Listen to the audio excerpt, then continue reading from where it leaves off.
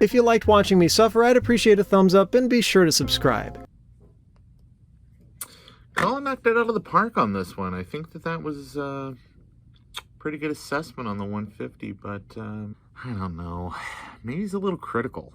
I just think about those people back in 1994 who maybe didn't have like a big stack of money to buy a PowerBook, but maybe the PowerBook 150 did kind of fill a very specific need. I mean, Colin is right. I mean, there's lots of compromises on this design. From the extremely limited selection of ports and the poor legibility of the display when you actually switch to 4 shades of gray. Yuck. I mean, I get it, they're not great, but for me, the PowerBook 150 kind of has a special place in my heart. Largely because I got to sell them back in the day. So many, many moons ago, the only way to buy a PowerBook was to order it directly from Apple or through one of their local resellers. And I worked for Montgomery Ward, and this is the only model of PowerBook that we got to be able to sell.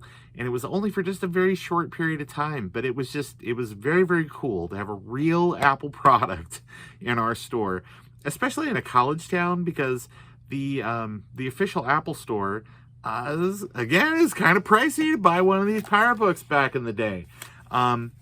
But instead, you could spend about $1,000 and get, maybe a generation behind in terms of technology and stuff. But there were lots of pleased people that have them.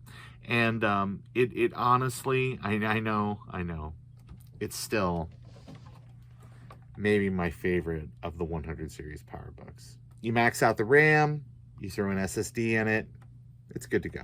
Don't expect to plug in a mouse. It's frankly a piece of shit, not just now, but when it was new.